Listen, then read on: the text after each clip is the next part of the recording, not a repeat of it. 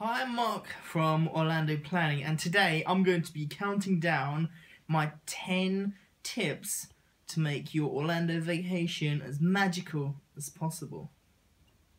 Number 1. Okay, this one I'm pretty sure it probably should go without saying, but I'm going to say it anyway. Book your tickets in advance. I mean, you could save so much money from it. I'm not going to go into exactly how much money you could save because of just different exchange rates and dollars, pounds, and all that. I don't want to go too much into that, but let me know, you will. It's kind of obvious. You know that you're going to be going to Disney and Universal. You know you're going to be doing it, and you can save so much money by just getting the 7-day pass or the 14-day pass. If you're going anywhere, it's not that much more expensive to buy a 14-day pass. There, I mean, it's something like $10, maybe $20 at the very most, to get a upgrade from 7 to 14 days. So this is just what I mean. Just plan. Do some research. I'll try. If you ask me in the comments below, I'll try and find some links for you. I know, with us, we went through Virgin here in the UK, and they could find all kinds of really great deals. So yeah, just make sure you plan in advance. Number 2. Okay, this one rolls very nicely from number 1 into number 2. Giggity. It's to look out for travel agents' sales deals, because they change all the time, and just be aware of when you're going and when these things are coming up. Because I know at the moment they've got the free Disney dining offer if you book a Disney vacation staying on resort through Virgin again, but either way, that doesn't last forever. Just make sure you know, because it comes up every year pretty much. So just be aware of that if that's going to affect you. Look around again. Number 3. Okay, the outlets. We need to talk about the outlets. Because I know that you're going to obviously want to be doing a lot of shopping when on your Orlando vacation. So firstly, make sure you've got loads of money. But secondly, you can buy a lot of things. You can buy a lot of clothes and shoes and all that without spending too much if you know where to go. Florida Mall is a really great shopping centre, and it's got some really great at the Apple Store and H&M and all those kinds of places. But if you want to be getting those really good finds, go to the outlets. I know they're at either end of International Drive, the 2 ones which we mainly went to. But yeah, for example, we bought 4 really good pair of Puma trainers for literally 4 pairs. I'm saying there for under $100. So I know that we thought was a really good deal. And also at the outlets, I'm just going to take some time now to mention the Disney discount store. It's just the stuff which is no longer in the theme parks. Maybe it's a bit out of season, or maybe some stuff on the cruise ship, I think. But they've got that there, and I think it's got even as much as 90% off. I mean, and some of the stuff is actually still in the theme parks. You'd go in it, there was an Olaf toy which I bought for my nephew for I think about $7 or $8. When we looked in the theme park, I think it was nearly $25, and that was literally just by shopping there. So definitely check that out, the Disney discount store, and yeah, just have a look around if you're looking for those good bargains. So the outlets. Number 4. Okay, this one again rolls very nicely. It's to pack clothes that you either don't want anymore or will be okay in throwing. So basically, suitcase space is a necessity.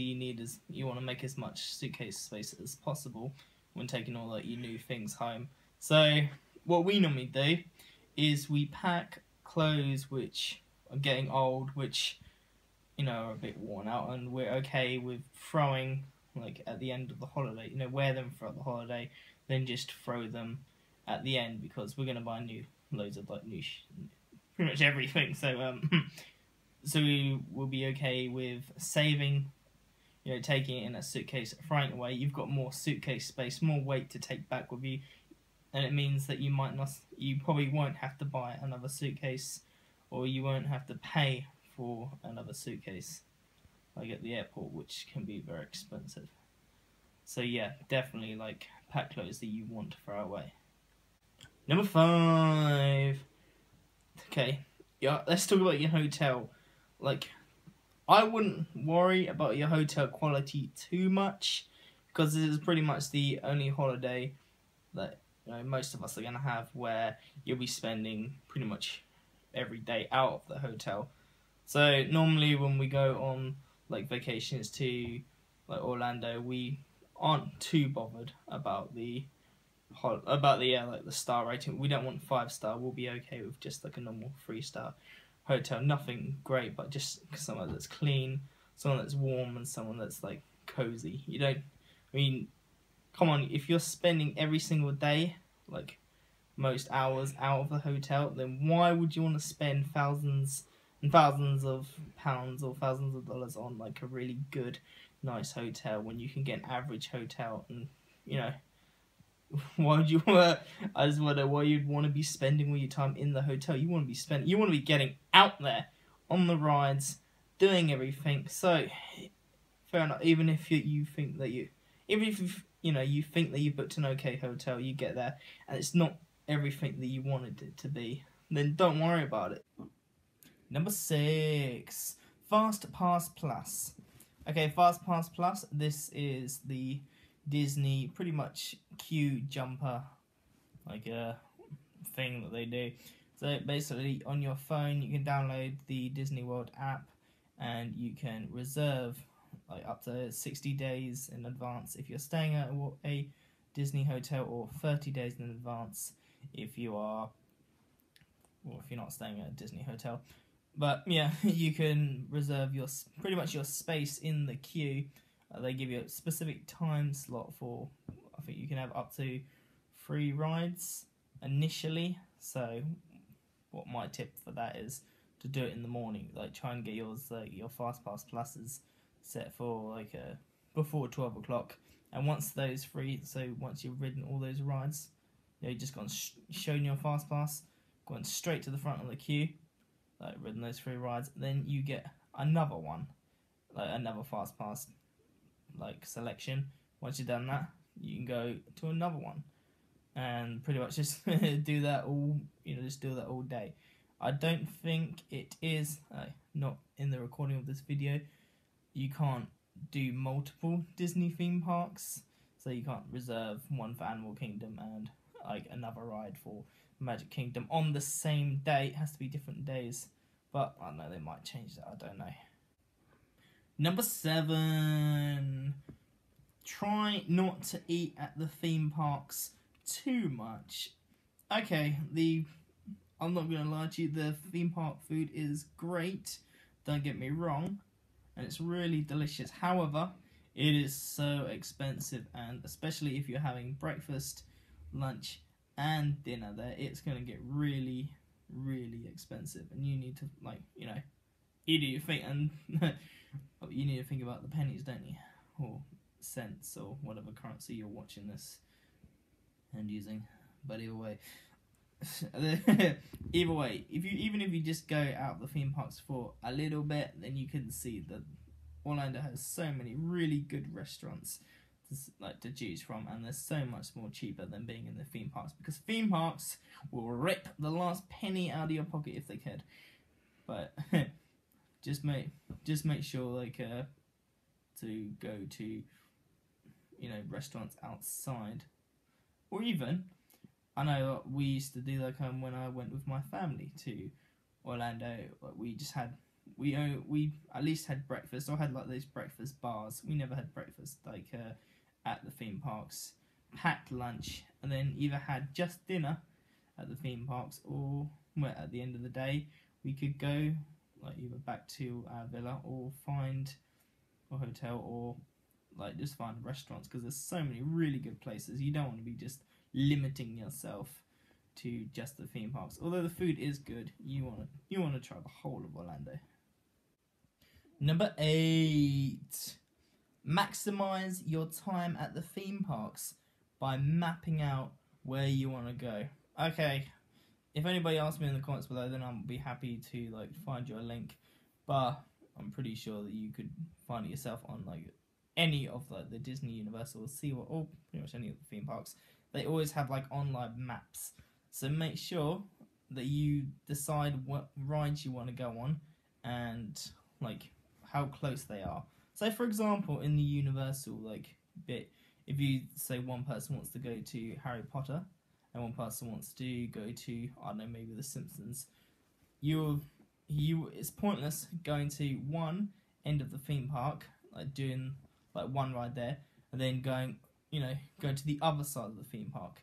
You want to kind of map out what rides and what order you want to do it in, just so you're not spending your entire day walking. Because the Florida sun is so hot, like any time of the year really, and you just want to make sure that you're getting the most time out of your time in the parks.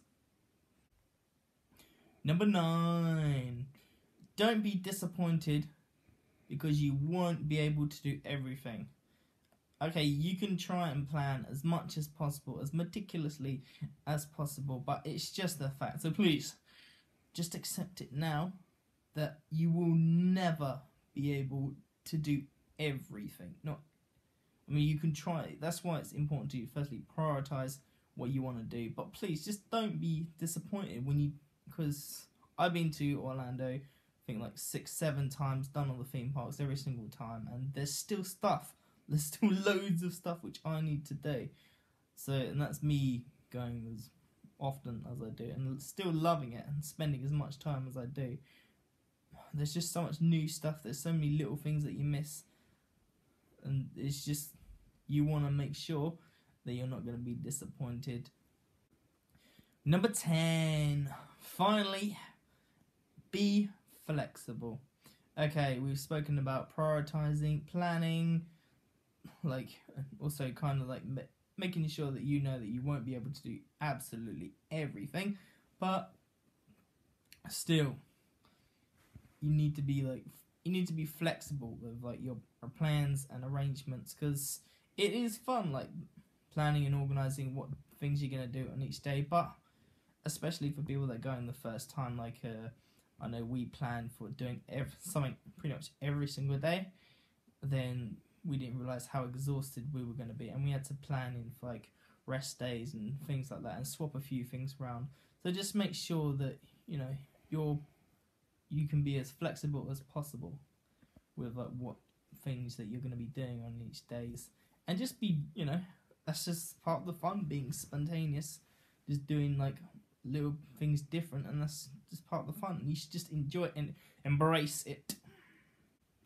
Okay, everybody, that was my 10 tips for making your vacation as magical as possible. So make sure, like, I want to hear your comments. Did you like the video? I hope you did. So if you did, please click that like button. Remember to subscribe to our Orlando planning like vlog or whatever we're calling this YouTube channel, whatever.